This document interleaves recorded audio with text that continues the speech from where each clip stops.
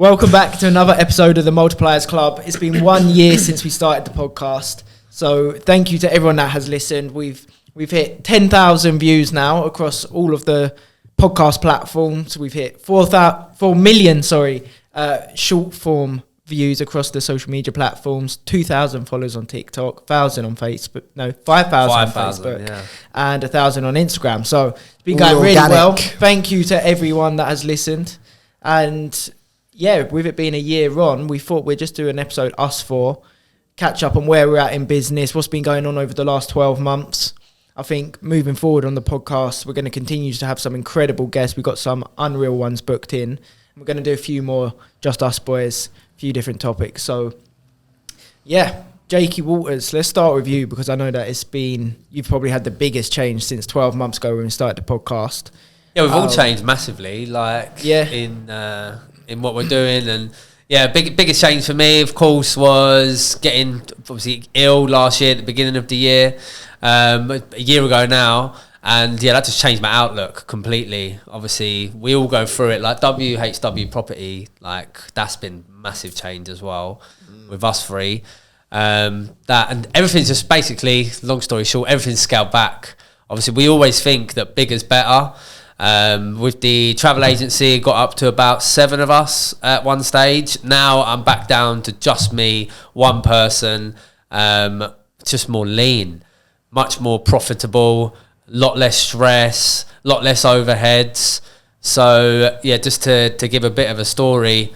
So I've hired 2 inexperienced staff, which we all know is probably the wrong thing to do, but that's lessons you've learned. Like, we've all hired inexperienced people before, right? Yeah, but with what you're doing now, because you've undersold, like you're living the life. Out of all of us now, you're living the absolute life. You just went, you on your travels. You come back from Barbados. You're chilling. Yeah. Obviously, sometimes you're at our office. For the viewers listening, Jake has actually seriously gone clear this year, right? So he's living a good life. Like, you've got a lot more time, a lot more chilled. You call me just for a chat. You never used to be able to like put your phone down from messaging clients. Now you just call me middle of the day. You alright, mate? How's it going? I'm like, mate, why are you calling me? You just got too much time in your hands. I think it looks better because of the stress that I was under before, which obviously that's why I probably got ill, because I think we talked about it before. I'm sure on the podcast you mentioned, like, yes, I was just non-stop working, but that's obviously then paid off now from doing all that work back then. I've just built up a huge client base, really good clients, and everything now just becomes just organic. Just, we haven't got to pump any money into adverts. Like, what they say, like in a lot of the referral books and stuff like that, your business sells better when somebody's selling it for you. So that's basically what's happened. We've just built up a good client base, big spending people, and now it just sells itself. And I've not really got any plans to grow it. And I'll tell you why. It's because I'm under a franchise wing. And in all honesty, the business probably isn't going to be worth a lot of money because, yes, I've got a client base to sell, but I make the bookings, and also I pass off probably 50%, well, more than 50%. I've done an analysis of my client base. So had staff, then I decided, do you know what? Having staff is stressful. Having overheads to cover is stressful. I had an office which was nearly £2,000 a month, which I didn't need. And I've decided, let me look at the whole at the business as a whole. What would it look like if I had 5 staff? How profitable would it be? And not just how profitable is it, how stressful is it? How much stress with 5 people is that going to be when I'm probably the sole person who has the most experience? You're not hiring experienced staff. Okay, let's now look at I've done it all on spreadsheets. Let's now look at if I was to hire an experienced member of staff. Actually, that's really expensive. That's going to lower my profit margins. So I've done all these different analysis. I think I've sent you the sheet, haven't I? I think so, yeah. The how to forecast, how to look at different models in your business. And the best, most efficient model was me working on my own, having what I call subcontractors now, looking after all of my other clients. I looked at my client list. I had 350 clients we had. Looked at them in order of profit. About 50 of those clients was making half of the profit. So the other 300 staff, what's the saying where they say 80-20 rule? That's it. What is it? 80-20 rule. So it applies to so many different things where it will be 20% of your clients make up 80% of your revenue, or and literally I had that sitting there for 2 or 3 years and didn't even realize that I had that. So I've gone, right, 80-20 rule. The clients that are, spending, let's say 5,000 a year or 10,000 a year, they're taking probably up just as much time as if somebody's booking one holiday, spending 50,000 in the year. They're both booking one holiday. They're both taking the same amount of time to actually nurture. And the one that's spending 50,000, their circles that they're moving in are much better.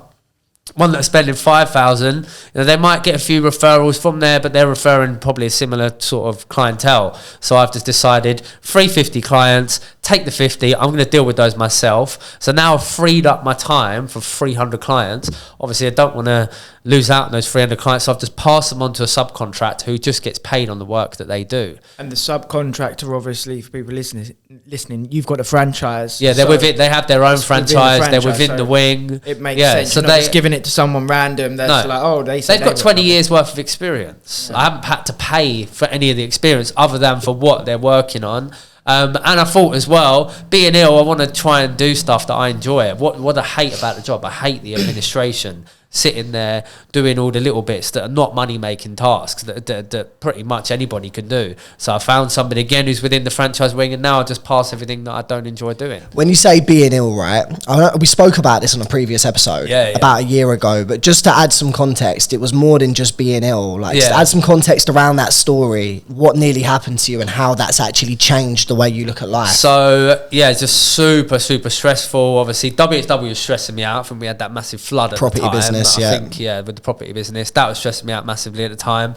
And then I've obviously had the travel agency. There was about 7 of us, 2 remote, 2 in-house, couple of subcontractors as well. But I was the person who knew everything, and I was reconstructing people's bookings that they were making, and it was just uber stressful. And then ended up in hospital and was out of work for about 3 months. And the whole time I'm thinking I'm building something here and it's going to be worth it. Actually, that's what made me ill. It put me in hospital and it just gave me a complete different perspective on what I actually wanted to do. With the travel stuff, that for me, long term, I can't, as I say, it's going to be worth some money in the future, but it's going to be much harder to sell just based on the franchise wing. It was what's it called? Pneumonia.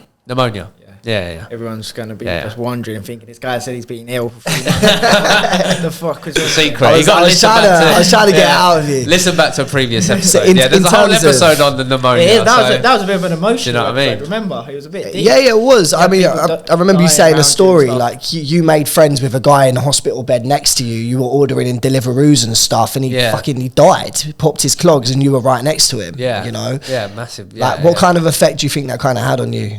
Yeah, I mean, you kind of see just life, just like your life can change. That can happen to anyone. You never think like anything like that's going to happen to you.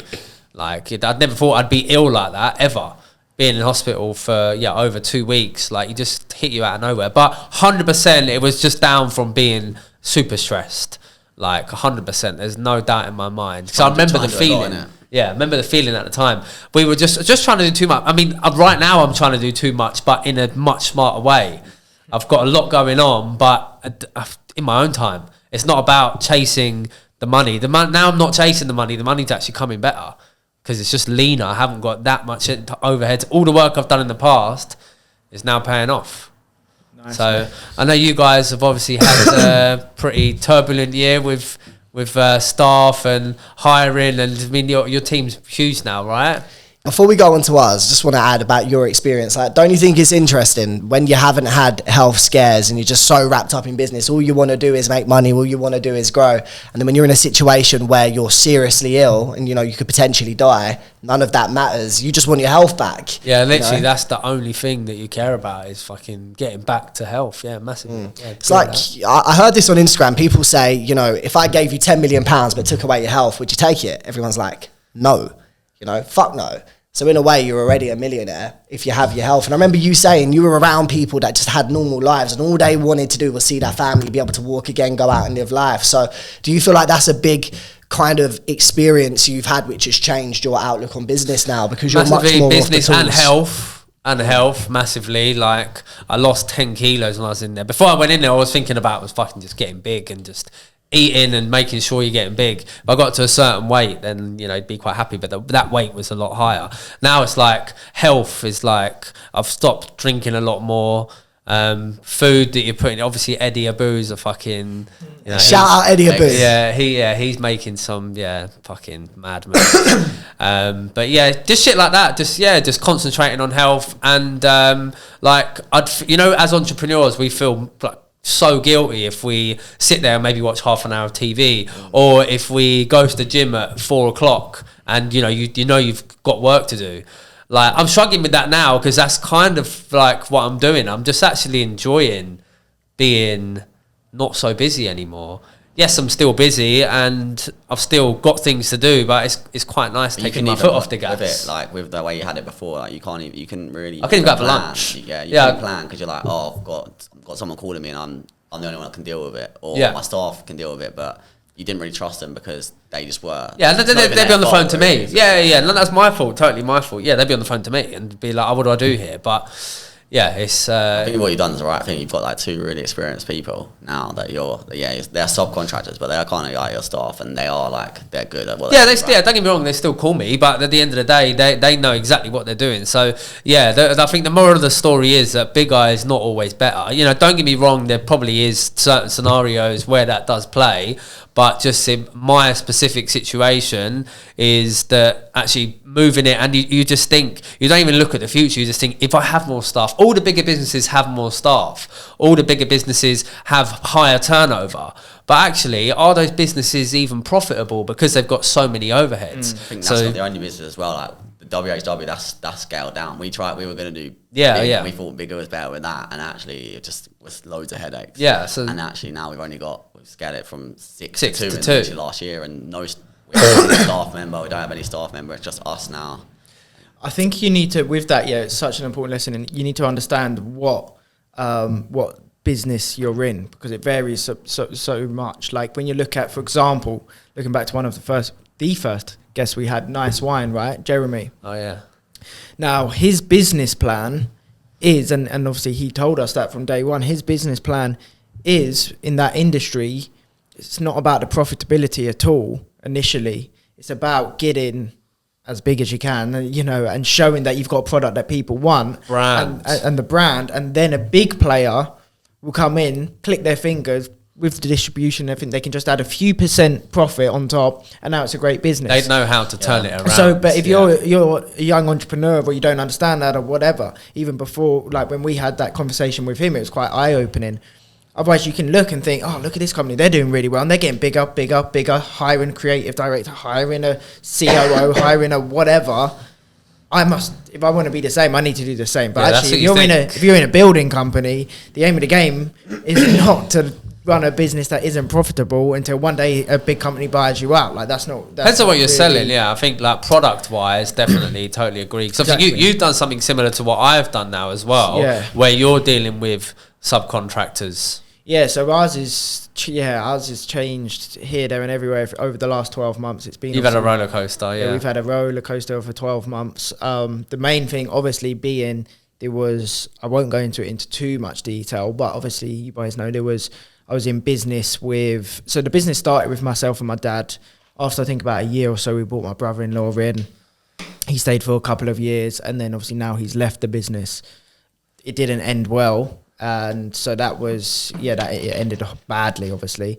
And that's just been crazy, obviously, when it's family involved. It all gets pretty techie. So I won't go into too much detail on it, but it's been mad. The whole business has changed, obviously, not just with that. But to be fair, so the main lesson around that, which I will add, is... You boys have obviously been really successful having a business partner from day one, and it's worked and it's great, and you're kind of like chalk and cheese with how you operate in business, so it works really well. But with my experience and also some other experiences I've seen of other people in business, my opinion would be like, don't get a business partner until you've done like 5 years of business. Like, that's my view. Obviously, you boys would have a complete different view. But for me, I'd say do 5 years of business, maybe 3 years, whatever, 3 to 5 years where you've been in business, because business is a wild game, as you all know. Like, it's crazy. Most people will not be able to hack business for a sustained period of time. You got to be crazy, really, innit? You have to love doing business to want to stay in business, because it's fucking brutal. Yeah, it is absolutely brutal. And so just choosing a business partner when neither of you have been in business for a long time, you don't understand what it's about, you don't understand what you bring to the table, what you're good at, what you're bad at. Everyone on day one says, I just want to be, we're going to make millions. I'm willing to not take anything for 6 months, but then we're going to be earning well, and then in 5 years we're going to be millionaires, and everyone can align on that vision from day one. But then when it comes to it and you're a few years in and now you're in business with someone, it's not always easy to separate. You're just asking for problems, and basically that's what happened with us. Didn't have the same values, don't agree on a lot of stuff. How soon did that come in where you just started clashing? Day one? I feel like you guys were clashing for a while, a long time. Clashing for a long time, yeah. What do you think the reasons for that was? Just different visions? Like, what was your vision compared to his vision, and why was there a clash? Overall mindset, different mindsets was the main reason. How so? Obviously, and the reason I want to be careful what I say is, although I don't like the guy, I don't want to just be sat here bad mouthing, and also my mum will listen to it and she won't want me sat here bad mouthing him because it's family. It's all about the different of opinions. But it's a different of opinions. In my opinion, he's just not very business minded, long term minded. Doesn't really understand how, if you want to grow a company to multi-millions of pounds, you're going to have sacrifices. You're going to have to go for stages, not pay yourself. You might have to invest into the company. You're going to have to take risks. I actually see Elon Musk say the other day, he said, if 20% of your problems aren't because of risks you take, you're not taking enough risk. Love that. That's because you're at different points of your life, you think, though? I don't think so, no, not at all. Because any of the people I know that are his age or older, or mentors or anything, was all agreed with how I am trying to operate the business, and none agreed on his side. So I think it's happened for not to say for both sides, probably. My point mainly was not his vision and stuff was not wrong at all. And I always said, like, you're gonna make more money by separating 100% for yourself in your pocket right now.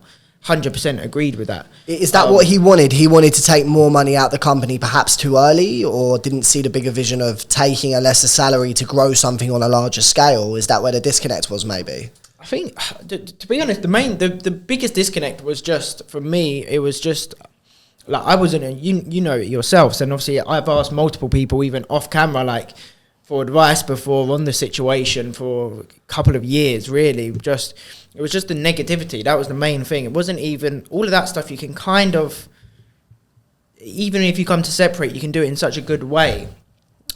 He was much more, I think, a lifestyle business and wanting the money in his pocket and stuff, which is complete. That's not even wrong. I'm not even saying my way is right. Did you not agree this at the beginning, though? No, because like I say, when everyone starts, if you're not being in business, it's like, we can do it. I feel like that's probably quite an important thing to do, is like set your goals at the very beginning as to what you want to do. Because you wouldn't have had cross wires. You would, though. You would. I've not met anyone that any of my friends that come to me started a business and they're not being in business. Everyone sounds the exact same.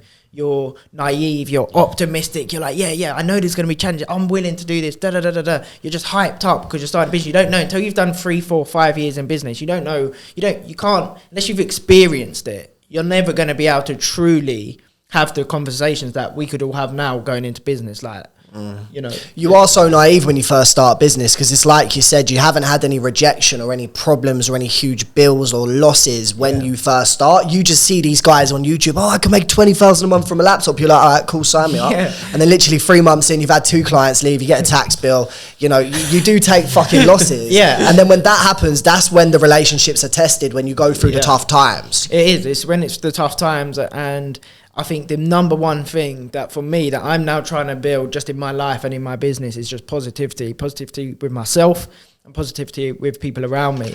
If anyone's negative, I will cut you out of my life. I don't care. Like, I will cut you out of my life. If you're negative in 100. The business, you're gone. If you're negative in my life, you're gone. I don't speak with my sister now. I don't speak with my brother-in-law. They're negative people, in my opinion. and I won't speak to him. I don't want him in my life. Like, and since that, I feel so much better. And I'm excited for the journey that we're going on in the business now. Before, like, I remember KP saying, just make sure you enjoy the journey. I was thinking, I don't enjoy this journey at all. I'm doing this because I feel, you know, I've got good reason to do it. You know, and obviously I'm in business with my parents and stuff. With that side of things is great, but the actual journey of the business, I thought this is rubbish. I don't enjoy this. Whereas now I actually feel so much more happier and positive, and like there's a purpose, and I'm excited to go on the journey with the people that I've got in the business, and a million times better. I remember getting to the point where I said to my mum, like, I can't do this anymore, innit? I don't enjoy this business. Like, it's rubbish. And have you scaled back then on your so staff? We have scaled back on how many did you have before? Like, we got up to the stage of like 20, and is that employed? No, like just working to us on like day-to-day kind of basis. Like it varies obviously in the construction. It's all depends on what jobs you got on, I suppose. But we was consistently probably at around 20, sometimes more. But yeah, just our core team, we've scaled back a bit more. I'm now just trying to build the management side of things in the office and have a real good select few people around me to help deliver the service. And then, yeah, we've got all of our strong go-tos, a few good core guys to be on each site and overseeing it. And it's so much better. Mate, it got to a stage, I'll be honest with you, the days where I'd fucking forget about people and can't even remember where certain people are and stuff, because it was like where I didn't have all the systems and processes correctly in place either. It was very much in our heads and WhatsApp, and it was a mess. And when you get to some days you've got 25 people working for you, it's like, where are they? Where are they? It gets crazy. So scaling back, I know where everyone is. I know, like, it's just so much more relaxing. Scaling back is the way forward, mate. Scaling back to scale forward. Like we're now, I've not scaled back to, we're now going to push the turnover, push the profit margins on that side, but actually with a smaller core team, and then utilising, we've got so many good subcontractors around us that are willing to work for us near enough all the time, but I just don't need to commit to their wage all the time. Yeah, you can still absolutely as well just have, you know, you could have a 7-figure business, 8-figure business with 10 people. You can 100%. Absolutely do that. You know, something Dodge Woodall said when we had a podcast with Dodge is he never has a team bigger than 10 to 12 people. I believe he said that to you, because he doesn't like dealing with drama. And obviously we've scaled a team. We had like 20 staff up until a couple months ago. We'll go into that in a bit more detail shortly, but it comes with fucking problems, headaches, politics. It's so easy to lose control of it if most of your staff are remote as well, right? Because you're not with them every day. And I also think if you guys are, you know, causing problems when you don't even see each other, imagine if you were in the office. It would be 10 times worse. Yeah. You know, we had the same literally when we got to that size team. I was like, this is crazy. Like, what's going on? There's politics going on site. You can imagine, obviously, in a construction business, you've got all lads like egos, testosterone. And it's like a couple of different site managers, and it's like, you know, there was just a clash of different people, and I'm thinking, what's going on? Like, it's mad. You don't even think, that's the stuff you don't even think of when you first started until you get there, and you're like, what the hell? Why am I coming to site and he's saying this has happened? He's saying this has happened. It's like, this is just a problem I don't need on top of everything else. Even that, again, it goes back to like the vehicle that you're using to make money. Because remember that guy that we interviewed in London, that guy who's making 100k a month on Amazon. He was saying he has like 5-6 employees, but there's companies out there that he's making 100k a month profit. There's companies out there that are making 100k per month profit, but they've got 100 staff. Yeah. And think about all the other headache, and like their overheads are 100 times, but the profit margin is still the same. So yeah, I think it's about the vehicle that you're actually using to make money, whether it be travel, marketing, building. There's probably not having all the overheads and staff is the right way.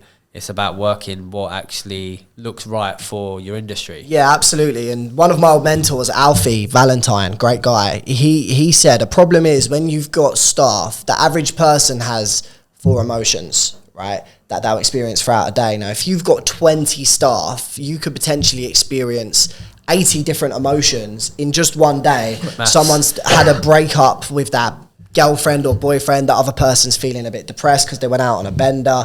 It's like there's so much room for chaos. And it brings me on to my next point. the importance of hiring A players into a business is so important, like so fucking important, because it's like Joe just said, if you hire one bad person, or say it's a good person, they've got a bad attitude, and they're negativity is a disease. Massive. It can sink a ship. We've had a couple of negative experiences with certain clients, as well as a couple of previous staff, and you just got to filter that out of your business. Just to kind of add some context, when I was working in recruitment 6 years ago now, there was a guy, I won't say his name, he was the top biller for a long time, 2 years, but he was so negative. He was coming in late every day, getting into arguments, fights in the office. He got fired, right? And then everyone was like, how could you fire him? He was the top biller, remember? Top biller. And the CEO said, he's like, if you're a top biller, but you're a negative person, then that's not good for the culture of a team. You need a top biller to be a leader, to be a mentor to the other billers so they can become top billers. Whereas if you've got the top biller who makes everyone feel, is the word obsolete when they're not good enough? Yeah. Like irrelevant. Irrelevant. To make everyone else feel irrelevant, then that person's almost like above the others, and it shouldn't be that way. So sometimes you've got to get rid of your best performers if they're negative. Happens in football, right? When the players are bigger than the team or manager, then sometimes you have to move them on because it stops everyone else playing how they would usually play. So overall, is it really making you? Maybe it looks like that person's making you money as a one person, but collectively, if everyone else starts making less money, and the culture's not there, then it can't be done. Football, like sports and football and stuff, is such actually relevant. So relevant to business and to understanding business and just learn from it. Like when you hear about they're saying about the culture and the staff from, right down at the people that are doing the kit, all the way to Alex the biggest superstar. Like that, Exactly, like there's so much you can actually learn from understanding sports and sports teams. Look at when you look at for example Leicester when they won the league. Of course now we look at it and they did have some incredible players, but that was just the culture of the business, the culture of the football club, that won them that league. And once culture starts building and people appreciate the culture, obviously it spirals, it gets better and better and better. Same as what you were just saying there with the negative. It's like, what do they call it? Bad apple, isn't it? So you have one bad apple and all of a sudden the whole culture starts spiraling down. That's kind of what we had as well. And that's why I actually had to get everyone into the office, have a meeting and just try and snap people out of them. For we're not going to spiral down here. We've had a little bit of a dip, but I think let's get back to where we was, being the best, having the best culture. And I actually received one of the best compliments we've had of the business from a client we did some work for, and we're doing some more for work coming up. And she is in business, so it makes sense, I guess. But she said to me, the culture of the business is the best sort of praise I can give you. And I thought, wow, that's such a good compliment. That's happened recently? Yeah, recently. And she said, the culture of the business I can see so strong, just from everyone that had come to site. Can you put that on a video testimonial, please? Yeah, I need to get from that. yourself. Yeah. Right, we're doing a work for a ground floor and an extension coming up. So I'll ask her to get video testimonial. I've personally struggled with building culture with HW Media because we spent so much time on building culture. Everyone said that the culture's amazing. We do every single Friday we'll do a roundup. We give cash incentives. The sales guys are rewarded massively if they hit targets.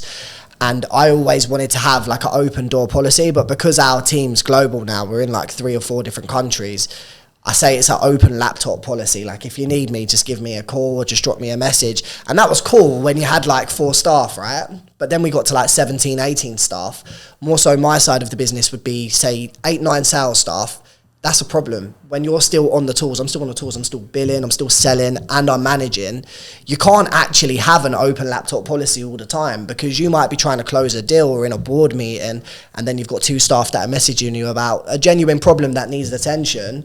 That's where obviously you need to put systems in place and start hiring people who can manage people, which is another problem because when you hire a manager and you haven't managed a manager, you've barely managed yourself.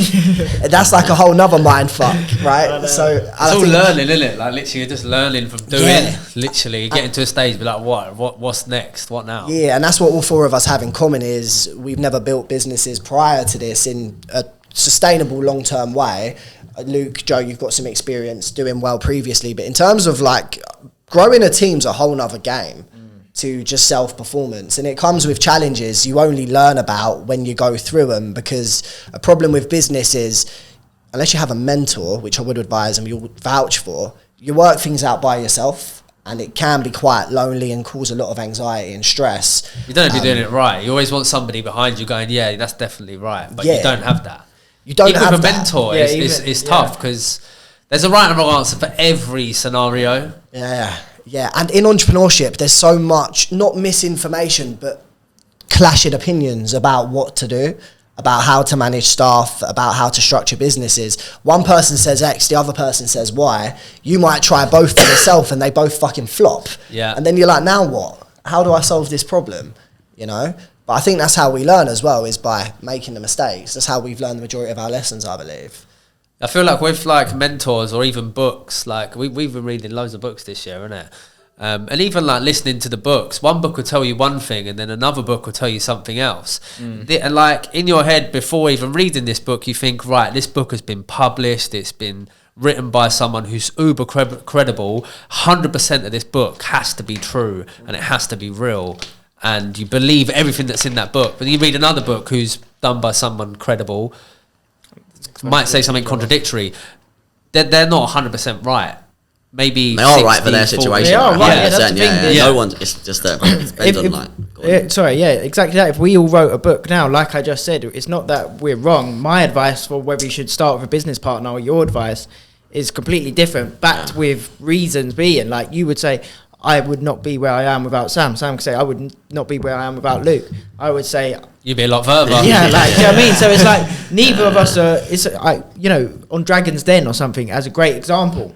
If, as an individual entrepreneur, you met one of the dragons and they was giving you advice and they was mentoring, you'd say, I need to listen every word this person's about to tell me. 100%. These are super successful people. However, you go into Dragon's Den and you pitch to the 5 of them, 2 of them might say, that's a terrible idea, I don't agree with that. And then you've got Peter Jones saying, you know what, I think it's a great idea, let's go for it. And 2 are just maybe on the fence. And it's like you've got 5 different opinions there, you know, from incredible successful people that have seen so many businesses. Yeah. It's like, it's not a right or wrong. A lot of it is your personal opinion. It's like, you can figure businesses out. It's like, you know, it just depends on what avenue you take. It depends on your personality, your skill set, your network. Like, you know, it's what's right for one person be wrong for another and vice versa. Pause the podcast there to give a massive shout out to our sponsor, the Manifestation app by Robert Heisey, the UK's #1 unconscious mind therapist. Now, this app is an absolute must for anyone that's looking for further success in their life. It covers a whole range of things from meditations, calm stories, unconscious mind therapy, journaling, mood tracking, affirmations, and the list goes on. It's an incredible app. It's got an incredible community within the app that you can connect with other like-minded people. And we actually have a code, TMC Manifest, for 25% off of your first month. So go check it out. It's on the App Store, the Manifestation app. Back to the podcast.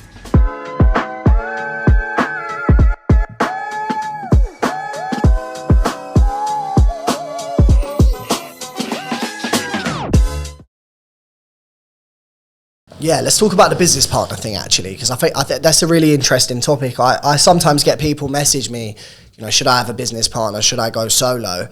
And I think the right answer is, if you don't have anyone you trust 100% who has the same work ethic as you and the same vision, don't have a business partner. Because I hear more often than not when people have business partners, it actually goes wrong. So many stories about people who have been into business with each other. One person's outgrown the other, or you hear about people fucking each other over for money, stealing shit. That happens more often than not. So I feel like if you're going to have a business partner, you need to fucking trust them 100%. And it's like you said, like you have to get along with them. Like me and Luke, we're best pals, right? So we've gone through some real tough times, but then we're going through it together and it's okay. But at the same time, it's not always been rosy between me and Luke. Like the first, I'd say, 2 years, we butt heads a lot, right? Like, we used to clash heads a lot. We used to argue because we are chalk and cheese. Like, I'm very impulsive. Used to be more so impulsive than I am now. Luke's very logical. And that's why it works well. Luke looks after operations and marketing. I'm client relations and sales. So you definitely gave Luke more headache than Luke gave you headache.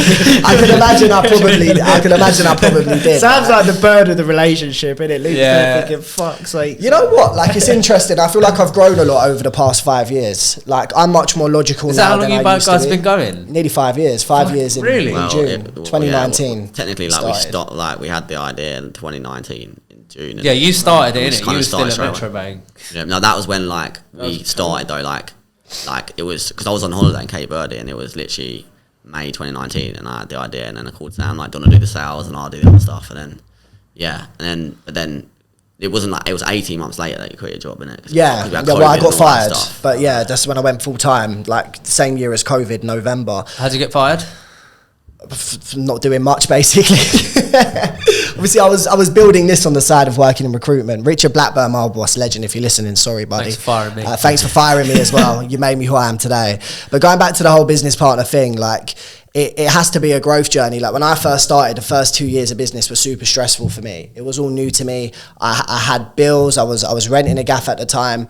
And then when you're doing it all by yourself, it's, you know, if you fuck up, you're fucked. It's not like you've got the security of a job. That caused certain stress. I think, you know, Luke coming from his background, it's very corporate. Respectfully, he was a really bad communicator for the first couple of years. Like there wasn't that relationship of understanding each other properly. It was still good like 80% of the time, but then there were problems as well. Whereas now, like I couldn't even tell you the last time we butt heads. I've got my lane, Luke's got his lane, you know. We stick to that. It works very well. It's serving us well. And that's what we're doing now, right? But yeah, going back to the whole business partner thing, like if you're going to go into business with someone, you've got to trust. To be fair, yeah, I'm saying about obviously that side of things with business partner. Obviously, I do have a business partner. My dad, obviously, me and him are in business together. And same with us, that works completely. We've never, well, obviously sometimes we have a little dispute, but other than that, we're you know, we get on perfectly. And I think with it just being us, it works so well. Like the comments we've had at going and looking at recent projects, every single one has so strongly said, oh, like we love the both of you, we love that it's father son, we so on and so forth. And I think it's just because it's so authentic, it's clear. It's like, look, my dad's got all the experience in the world, he knows everything to do with building has his, you know, he's got the answer. And they can clearly see he's the experience. He's going to be going around the sites. He's going to make sure your job is done in the best possible way, you know, to the highest standard on site. And they can see kind of what my side of the business is. And I'm the one communicating and going to be sort of overseeing the project and touching base with them on all of the estimate and the valuations and all that side of things. And it's just clear, like, this is his role, this is my role. We're aligned on the values, we're aligned with how we want to do things, but we're completely different in terms of our expertise and what we're doing and bringing to the table. And that works perfectly well. And I think if you're in, of course, the trust factor when it's your parents, it's like, obviously you're going to trust your parents unless some people don't. But yeah, so that's, you know, that works really well. So it's, but that's obviously different. I'm talking about choosing a business partner that's not your, if it wasn't your dad or your son or your... Yeah, I think that's the main thing. It's like, it's yin and yang, right? Like if you choose a business partner and you're both really good at sales, but you can't write an email, you're fucked. Like you're going to win loads of business. You're not going to keep that business, right? Like if you've got someone who's good at sales, you need someone who's good at operations. That mixture together is perfect. It's hard to kind of like, for people that haven't started a business, like how do they know who's good at those parts when they haven't run a business before? Yeah. Say you got two people who are doing certain jobs. Because obviously Luke's was semi-sales and customer service mainly. Didn't really do ops as such at Metro Bank. No, a little bit. No, it was quite a lot of stuff like procedural stuff. Like in banks, you got a million, like so many different things you got to do. Yeah. Process. Yeah, like so much. I did do a lot of that, but then I had to manage like a lot of people at the same time. Like. Yeah, that's good. Yeah, I suppose you had experience from that as well. Yeah, I mean, it's hard if you haven't run a business before. Like, yeah, it's a great point. How would you know? In answer to your question, you don't. Like, you just don't. So that's where you got to kind of roll the dice goals slightly. As well. Like we know, like two of our friends, they've just tried to start a business and it hasn't really gone how they were gone to plan because they're in different positions. They both want different things, and they're both like So it hasn't worked for them just because I guess they can't put in the same amount of time, and they both have different end goals. So it hasn't worked, but they've quickly worked that out. So it's not.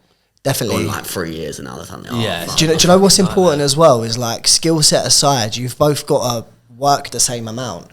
Like, for example, if Luke was putting in 110%, but I was putting in 10%, even if the business is going well, there's going to become a time where Luke will say, Sam, you need to pull your weight because you're not doing X, Y, Z. That we've genuinely 5 years never had that conversation. We've gone through some tough times. We've gone through some great times. We've never had a conversation where we felt one person's not pulling their weight, because we're both grafters. We're proper hard workers, grinding every single day. So you both got to be hard workers for business if you're going to choose a partner. But there's also, you say both as well, you can also have 2 or 3 business partners. I remember when we started the first business that I was a director of was the Luxury Ambassador. Was that the first one you was director of? Yeah. Yes, That's been about 5 years ago. And that was longer, wasn't it? Was it longer? No, it must have been, like 5. I think it's about 5 maybe ago. 6 years ago. Yeah. But for the listeners, what business is that? So Luxury Ambassador basically was this guy that had an Instagram page, and Joe had an idea that he was selling his Instagram page. If we bought his Instagram page, then we'd have all of his customers that are on there, all of his followers, and then we could monetize from them. They follow luxury brands, whether it be like Louis or Gucci or Rolex. Yeah, and we sold basically a Rolex. We did sell a Rolex. So it was to do with we decided Joe had the luxury clothing page at the time, and we thought, let's actually change this. Joe wants to keep to luxury clothing. Let's use this as a watch page. It's got followers, it's got client base there. We paid £2,000 for the page, didn't we? And I don't know what Joe's thought process was behind this, but he thought, let's get 4 of us involved. So what was your thought process behind getting 4 people involved? Obviously, on the page? this was at a time where I had been successful with my first business, my clothing. So I was selling high-end designer clothing, some watches as well at the time, and I was doing really well. And so I was on top of the world. I'd grown this page, done really well. I think by then I set my event up, sold out the first event. I thought, this game's easy. I've got this on lock. Yeah. So then I saw that. I was in contact with this guy anyway, and then he said, he's selling the page, and I thought, all right, cool. I think he had 50,000 followers. Yeah, he hadn't been selling anything through the page, but I thought, right, let's buy it. I can add some clothes or watches. And then I thought, but obviously I'm busy with my businesses. So I thought at the time, I like doing, if someone showed an interest in business and stuff, it's like, what can I do? Let me try and see if I can help anyone, bring someone in on something. And I think, if everyone can win, that's the better option. That's the mindset I had then, that, I can just bring these guys in. We all do it together.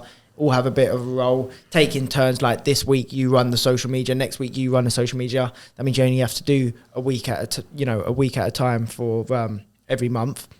So it's not going to take up all of my time, and it can just give us a nice little second income. It bring us lot all closer, similar to like what us boys have done here with the podcast. And I thought it's a good idea, if there's a group of you in business, how can we ensure that actually we're tied in to spend more time together and grow together and so on. Similar idea then.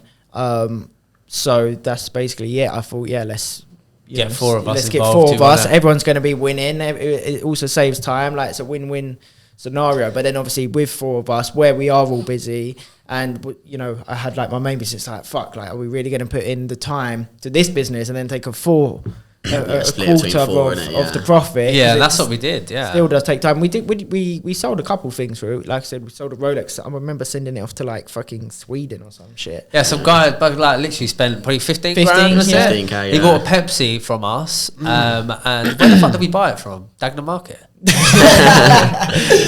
I think one of my contacts for watches. Yeah, it was one of Joe's contacts, and we got the watches, didn't we? So we could take pictures of them as well, and then put them on Instagram. So we then had content, and then we shipped it off to where was it? Somewhere in Denmark Europe or somewhere. What was the dynamic of that, having 4 partners? Yeah, fucking hard. Just like, because like you feel like, personally, if you feel like, right, I'm doing this is my task, but I feel like you tried to delegate quite a few tasks, and then it was like, right, let's do it, bang. And it's like, right, I've done my bits now. Who else has done theirs? Oh yeah, I'll do mine next week. Okay, fine. Yeah. And then like you haven't done any more because nobody else has done anything else. It's kind of like, well, I'll just wait for everyone to do theirs and I'll do my bit. And then like it just, the dynamic just... It's like one of those, nothing ventured, nothing gained. I don't agree at all. Like, no, not at all, mate. We learned a lot I think it's also important to understand if there's very different to deciding, right, this is the business I'm setting up to be my business. Like a side hustle. It's not. That was like a side hustle. Let's see if so. Yeah, sell a couple we've had of so watches. many ideas. Like obviously there was 3 of you with a property. There was 4 of us with the Luxury Ambassador. We've gone to decide about setting up all sorts of other businesses with multiple of us or some kind of idea.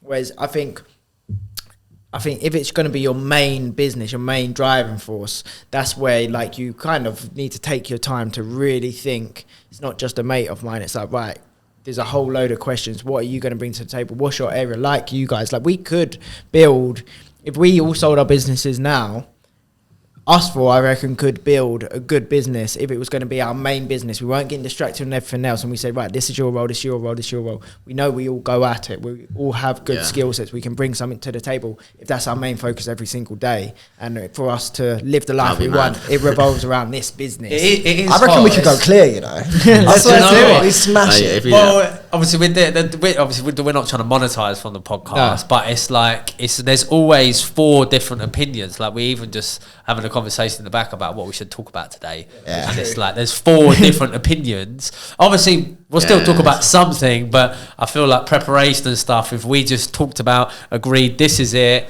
and that's moving forward, that's what we're going to talk about, then we'd probably a bit more structure to stuff. Yes. Yeah, 4 different powerhouses. I feel like but that's where if it's your main business, like this is again, it's something that's like a lot more light-hearted and it's not completely pre-mapped out kind of shareholder agreement up front. Whereas if it was like a main business that you said, right, we're trying to now get this to 10 million, you'd have to have your own divisions because you're going to grow staff within your own divisions. Like Sam would be on the sales, Luke would be on the operations. Like I'd like to work on like the marketing. Jake would be on holiday. No, Jake would be on holiday. Jake would be traveling, trading Forex with all of our profit. Yeah, literally. But I'll be looking for investments, don't worry. But no, I don't think that would ever be a great idea if you was, if you're just getting started and stuff. I think either one business partner or yourself. And I agree. Like I've seen 4 seasoned entrepreneurs come together and do extremely well, but they were seasoned entrepreneurs. They had businesses prior to that. So an example, my old boss who fired me, shout out Richard Blackburn. It's a great guy. I still speak to him today. He built a recruitment company in his 20s, sold it in his 30s, made 10 million, built another one in his 30s, sold it in his 40s, built another one in his 40s, flopped it, and then he came together with 3 of his best friends who he worked with in the first company in his 20s. They're all in their mid-40s now. They've got 8-figure business. They're in the process of selling that business. And it's like the last job. Bank robbers have that, just one last job. It's like that, but the legit version. One last company, one last sell, and then they're all going to retire. So I think personally, in 10 years' time, lads, when we've got all of this experience, we'll have lanes. We'll understand this is what I can bring. You can bring this. You can bring that. Let's come together. Let's build something. Let's sell it. And then we go clear. It's like the last move, right? The final boss. In 10 years, that's it. That's obviously what I was saying the other day. But with the podcast, we're not trying to monetize direct from it ever, but it will grow as it gets bigger.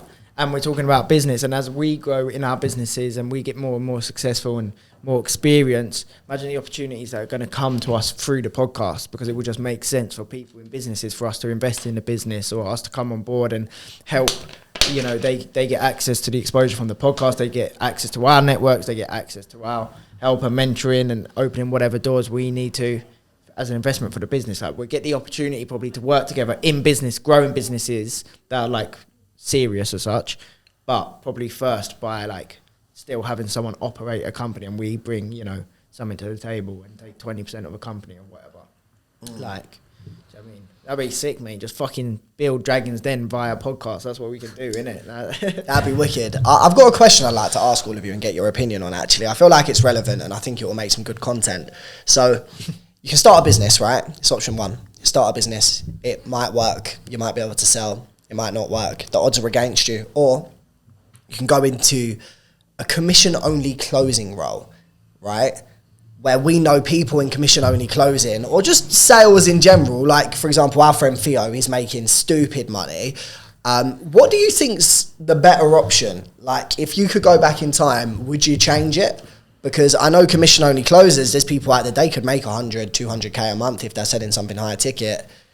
And to be honest, there's a lot less stress and moving parts to that side of things as well, right? So depends on the person, depends on who you are. Everybody's got a different opinion.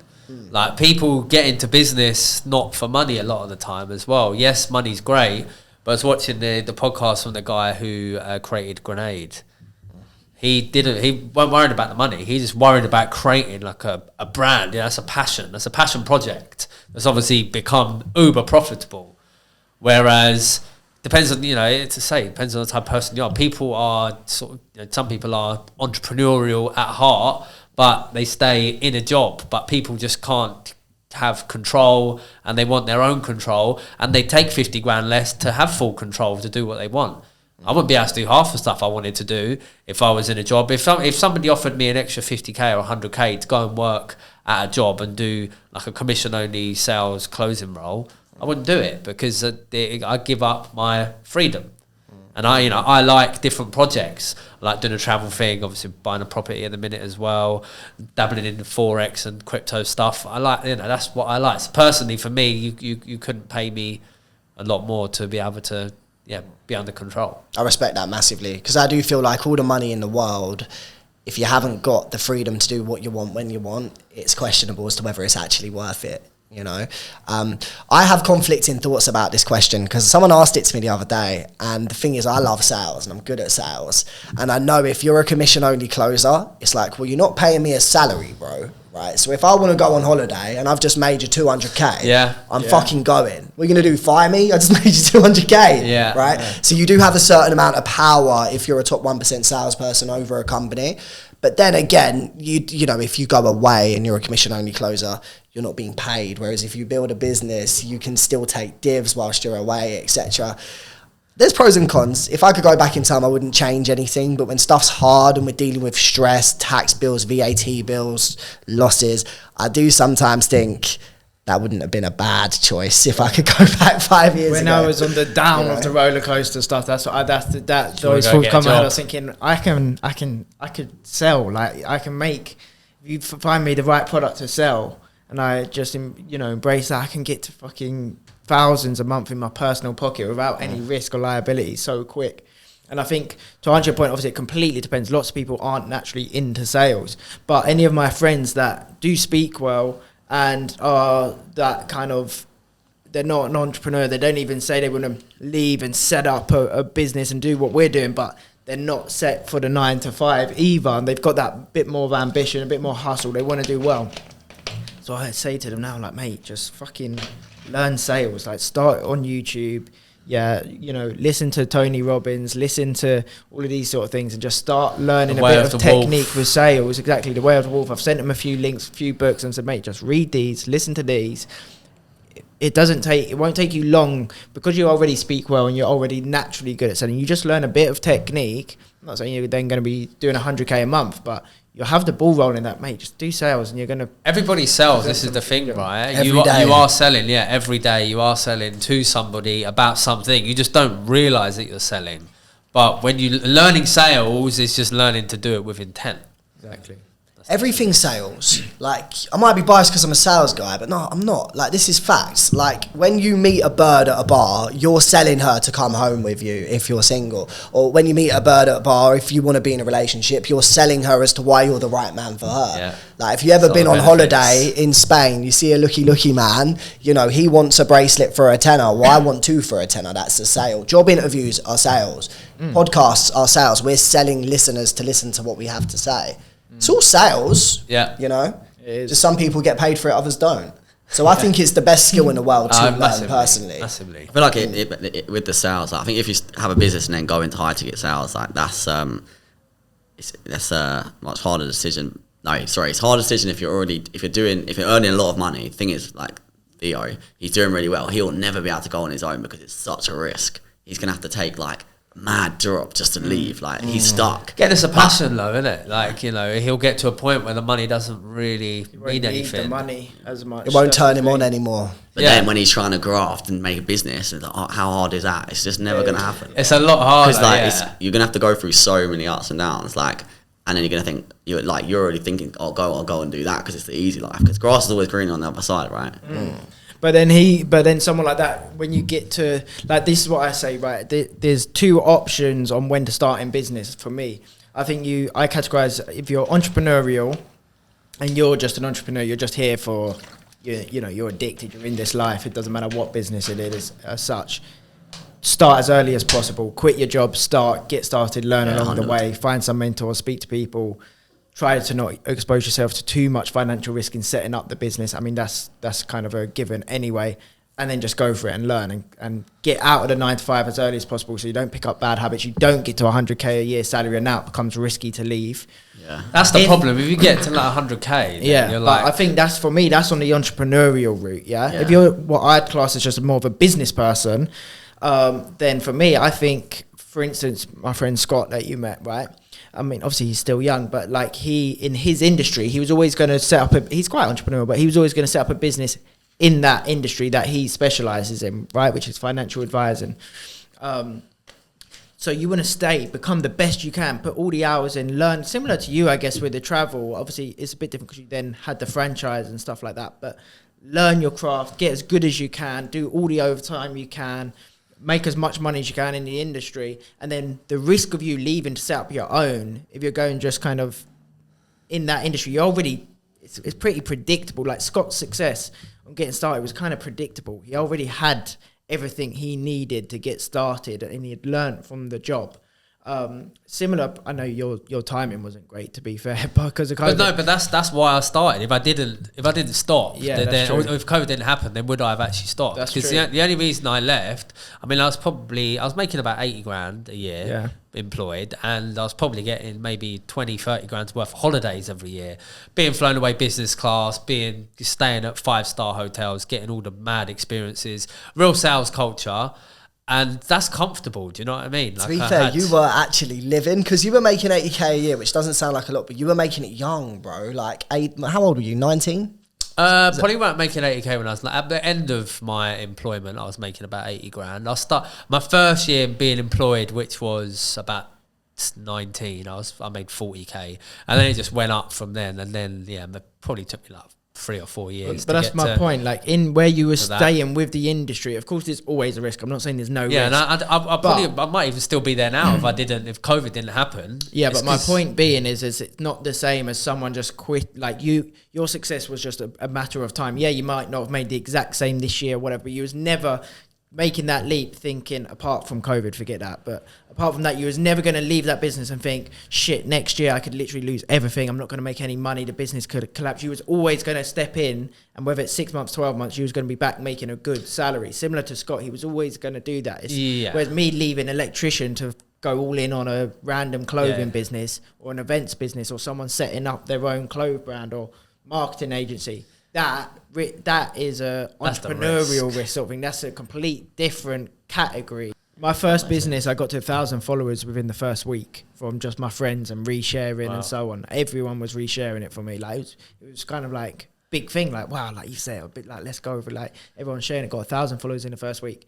Podcast has taken us a year with 4 of us to get 1,000. It's because we've each had 5 different businesses. We've and rinsed our followers.